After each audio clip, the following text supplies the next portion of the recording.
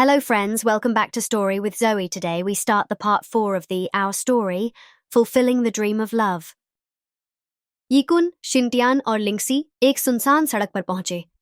वे हाँफ रहे थे, लेकिन सुरक्षित थे। हाउचन घबराया हुआ था। अब हम क्या करेंगे? यीकुन ने लिंक्सी की तरफ देखा और कहा, हमें हाउचन की पहचान बदलनी होगी। अगर वे उसे फिर से खोज लेंगे, तो हम उसे कभी नहीं बचा पाएंगे। लिंक्सी ने हामी भरी। मैं जानती हूं कि हमें कहां जाना चाहिए, लेकिन हमें जल्द ही शहर छोड़ना होगा।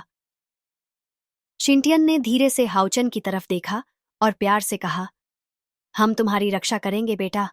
कुछ भी हो जाए, हम तुम्हें इन लोगों के हाथों में नहीं जाने देंगे। इस बीच शूरुओ अपने फोन पर किसी से बात कर रही थी। वे भाग निकले हैं, लेकिन ज्यादा दूर नहीं जा पाएंगे। फोन के दूसरी तरफ से एक गहरी डरावनी आवाज आई, अब मुझे इस मामले में दखल देना होगा। मैं खुद हाउचन को ढूंढूंगा। शूरुओ मुस्कुराई, तो आखिरकार तुम सामने आ ही गए। रात के अंधेरे में एक काली वैन तेजी से सुनसान सड़कों पर दौड़ रही थी। यिकुन ने शीशे से पीछे देखा। अभी तक कोई पीछा नहीं कर रहा, लेकिन हमें ज्यादा देर तक यहां नहीं रुकना चाहिए। लिंक्सी ने गहरी सांस लेते हुए कहा, हमारे पास ज्यादा विकल्प नहीं है। हमें हाउचन को ऐसे किसी सुरक्षित ठिकाने पर ले जाना होगा जहां कोई सोच भी न सके। शिंटियन ने धीरे से हाउचन का सिर सहलाते हुए कहा, बेटा, सब ठीक हो जाएगा। हम तुम्हें बचा लेंगे। हाउचन ने मासूमियत से पूछा, लेकिन वे लोग मुझे क्यों पकड़ना चाहते हैं? यिकुन ने हल्की मुस्कान के साथ जवाब दिया, तुम्हें बस इतना समझना है कि तुम बहुत खास हो, और जब कोई चीज बहुत कीमती होती है तो बुरे लोग उसे पाने की कोशिश करते हैं। हाउचन ने सिर हिलाया, लेकिन उसके चेहरे पर डर अभी भी साफ झलक रहा था। इस बीच शूरुओ अब अकेली नहीं थी। उसके सामने एक रहस्यमयी आदमी खड़ा था। उसकी आंखें अंधेरे में भी चमक रही थीं, और उसकी ठंडी मुस्कान से साफ था कि वह कोई आम इंसान नहीं था। शूरुओ ने हल्की आवाज में कहा, तुम आखिरकार सामने आ ही गए जिन्हाई। जिन्हाई ने उसकी तरफ देखा और कहा, तुम्हारी नाकामी अब बर्दाश्त नहीं की जाएगी शूरुओ। अब हाउचन को ढूंढने की जिम्मेदारी मेरी है। शूरुओ ने गुस्से से कहा, मैं अब भी यह कर सकती हूं। मुझे सिर्फ थोड़ा और वक्त चाहिए। जिन्हाई ने ठंडी हंसी हंसते हुए कहा, तुम्हें समझ में क्यों नहीं आता? यह अब तुम्हारे बस की बात नहीं रही। मैंने पहले ही अपने लोगों को भेज दिया है। हाउचन जल्द ही हमारे पास होगा। शूरुओ के चेहरे पर तनाव आ गया। अगर वह हाउचन को खुद नहीं पकड़ पाई तो उसकी सारी मेहनत बेकार चली जाएगी। अगर मैं हाउचन को पकड़ लूं तो? उसने धीरे से पूछा। जिन्हाई ने उसकी तरफ देखा, तो तुम अपनी गलती सुधार सकती हो, लेकिन याद रखना, यह तुम्हारा आखिरी मौका है। लिंक्सी ने गाड़ी रोक दी। हम यहां कुछ देर रुक सकते हैं, उसने कहा। वे एक पुराने गोदाम में पहुंचे थे, जो सुनसान और वीरान था। यिकुन ने चारों तरफ देखा और कहा, कम से कम कुछ वक्त के लिए हम यहां सुरक्षित हैं। शिंटियन ने हाउचन को बैठाया और पानी दिया। अब हमें सोचना होगा कि आगे क्या करना है, उसने कहा। लिंक्सी ने गहरी सांस ली। हम ज्यादा देर तक छिप नहीं सकते। हमें किसी भरोसेमंद आदमी की मदद लेनी होगी। यिकुन ने सिर हिलाया, लेकिन हमें बहुत सोच समझकर कदम उठाना होगा। अगर शूरुओ और उसके लोग हमें ढूंढ लेंगे तो हम मुश्किल में पड़ जाएंगे। शूरुओ अपने लैपटॉप पर बैठी थी। उसने गुप्त कैमरों की मदद से पूरे शहर की निगरानी शुरू कर दी थी। मुझे तुम्हें पकड़ने के लिए ताकत की जरूरत नहीं है हाउचन, उसने खुद से कहा। मुझे बस इतना करना है कि तुम्हें बाहर निकालने के लिए मजबूर कर दूं। उसने एक बटन दबाया और कुछ ही पलों में शहर के सबसे बड़े न्यूज चैनल पर एक ब्रेकिंग न्यूज फ्लैश होने लगी।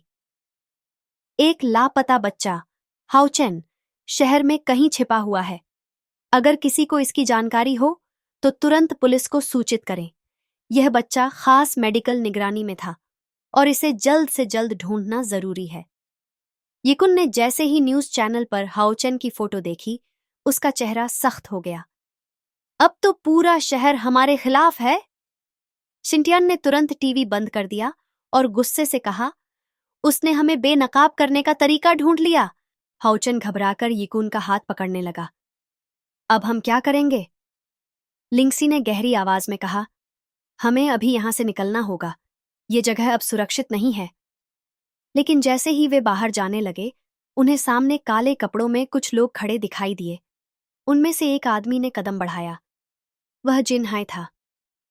कहीं जाने की जरूरत नहीं, तुम सब पहले ही घिर चुके हो, उसने ठंडी आवाज में कहा। यीकुन ने गुस्से से उसकी तरफ देखा। तुम कौन हो? जिनहाई ने हल्की हंसी हंसते हुए कहा। तुम मुझे नहीं जानते, लेकिन मैं तुम्हें अच्छे से जानता हूं यीकुन। शिंटियान ने हाउचन को पीछे किया और फुसफुसाई। अब क्या करेंगे? लिंगसी ने धीरे से कहा। अब हमें लड़ना होगा। जिनहाई के चेहरे पर ठंडी मुस्कान थी।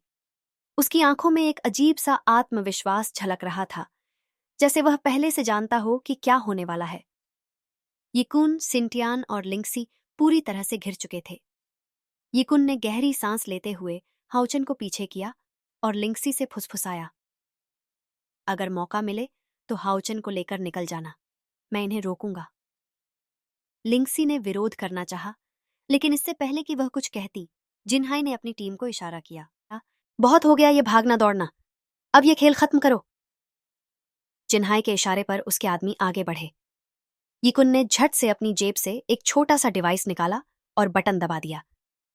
अचानक चारों ओर गहरे धुएं का गुब्बार फैल गया। भागो! यीकुन चीखा। लिंगशी ने बिना वक्त गंवाए हाउचन को पकड़ा और गोदाम के पिछले दरवाजे की ओर दौड़ पड़ी। सिंटियन भी उनके पीछे भागी। लेकिन जिनहाई के आदमी इतनी आसानी से हार मानने वाले नहीं थे। उन्होंने तुरंत अपने गैजेट्स निकालकर धुएं में देखने वाले गॉगल्स पहन लिए। सोचते क्या हो, इतनी आसानी से भाग जाओगे? जिनहाई ने ठंडी आवाज में कहा और खुद भी आगे बढ़ा। लिंगसी और सिंटियन गोदाम से निकलकर एक संकरी गली में पहुंचे। चारों तरफ अंधेरा था, लेकिन उन्होंने दौड़ना जारी रखा। हाउचन की सांसें तेज चल रही थीं। उसने डरते हुए पूछा, हम कहाँ जा रहे हैं? बस जल्दी से कहीं छिपना होगा, लिंगसी ने जवाब दिया। लेकिन जैसे ही वे गली के दूसरे छोर पर पहुंचे, वहां शूरुओ पहले से खड़ी थी। तुम लोगों ने बहुत भाग लिया, उसने मुस्कुराते हुए कहा। अब और नहीं।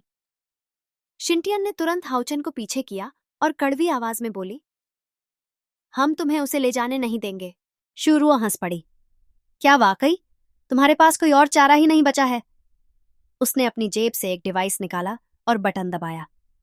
अचानक लिंगसी के मोबाइल पर एक कॉल आई। लिंगसी ने घबराकर स्क्रीन देखी। यह उसके परिवार का नंबर था। शूरुओ ने आंखें सिकोड़कर कहा, अगर तुम लोग अब भी मेरे साथ नहीं आए तो तुम्हारे परिवार को इसकी भारी कीमत चुकानी पड़ेगी। लिंगसी का चेहरा सफेद पड़ गया। तुम इतनी नीच कैसे हो सकती हो? शूरुओ ने कंधे उचका दिए। मुझे मेरा काम करना आता है, बस। शिंटियान ने गहरी सांस ली और लिंगसी की तरफ देखा। हमें कोई रास्ता निकालना होगा। इसी बीच यीकुन भीड़ से होते हुए वहां पहुंचा। उसने शूरुओ को देखा और बोला, तुमने हमें फंसाने के लिए नया तरीका ढूंढ लिया? शूरुओ मुस्कुराई। इस बार तुम बच नहीं सकते यीकुन। लेकिन यीकुन इतनी आसानी से हार मानने वालों में से नहीं था। उसने एक छोटी सी डिवाइस निकाली और जमीन पर फेंक दी। अचानक एक तेज बीप की आवाज हुई और शूरुओ का कम्युनिकेशन सिस्टम बंद हो गया। अब देखते हैं तुम क्या करती हो, यीकुन बोला। लेकिन इससे पहले कि वे कुछ कर पाते, जिनहाई वहां पहुंच गया।